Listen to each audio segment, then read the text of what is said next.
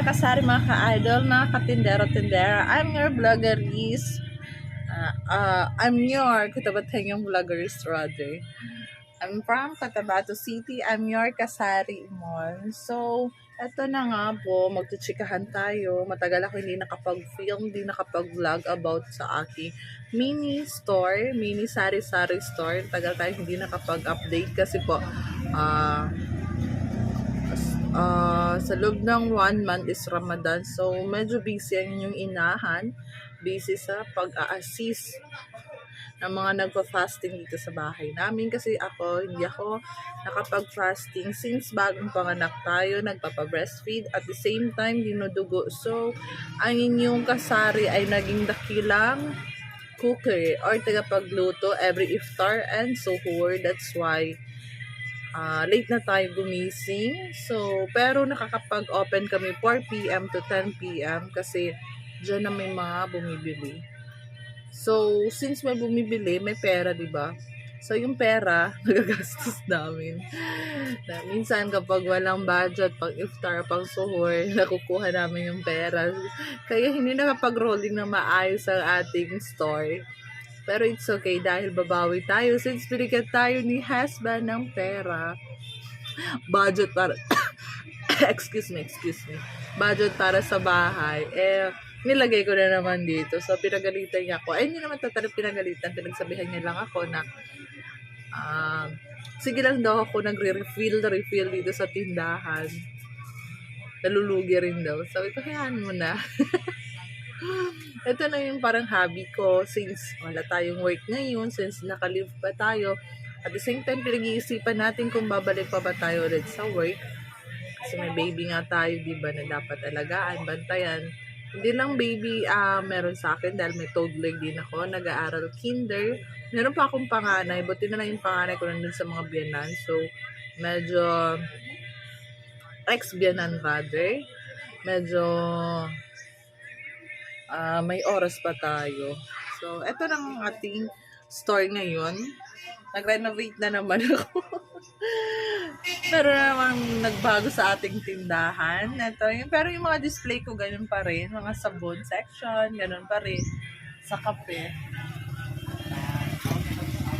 Medyo okay tayo ngayon. Medyo may laman ang ating tindahan. Kasi talagang babawi tayo.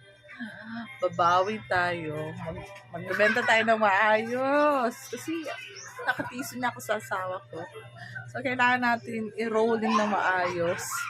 So ito, inabante ko na naman ulit tong stante na to dahil dun sa likod may crib tayo dyan para kay baby, para morning hanggang tanghali dito kami pagka 12 to 3 or 4 sa bahay siya kasi sobrang init dito. Kawawa naman si baby. Wala rin masyadong ganap. Eto, may isang ganap pa pala, di ba dati floor, semento lang to. So, nilagyan ko ng floor mat. Tapos masyadong maalikabok. So, kita nyo to. Ito rin to sa pagpahirap sa akin dahil pera ng tindahan ang pinangkuha ko dito. Walang laman yan. Kinuha ko na dahil bagong dating ako na malengke tayo.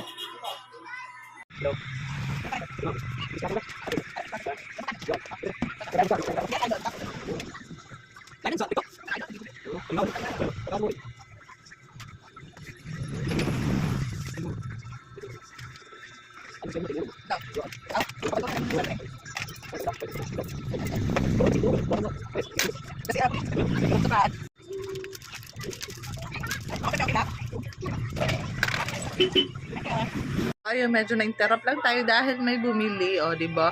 Masyadong matumal dito sa amin mga kasari, mga ka-idol.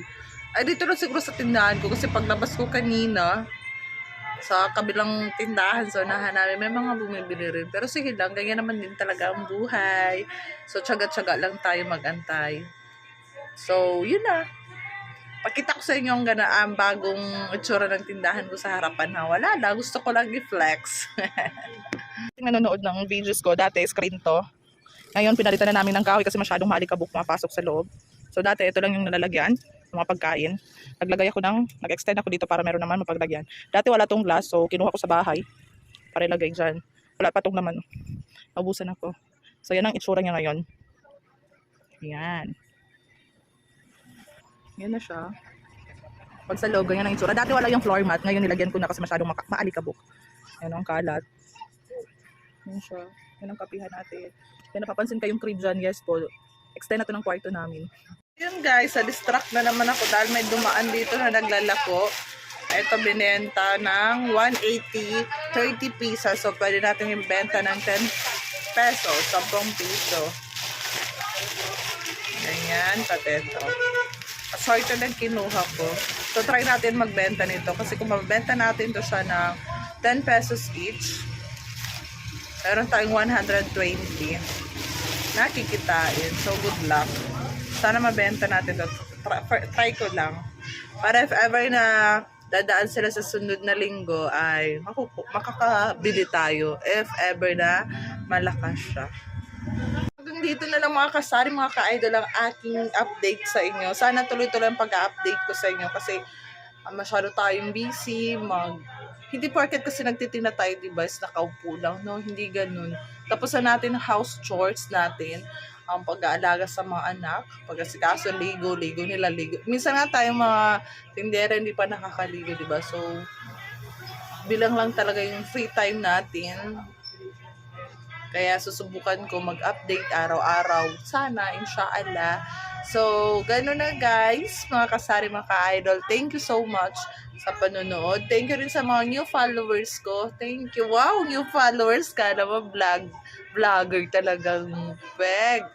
So, thank you po sa mga nag-comment pa dyan, nagpa-shoutout nung huli kong post.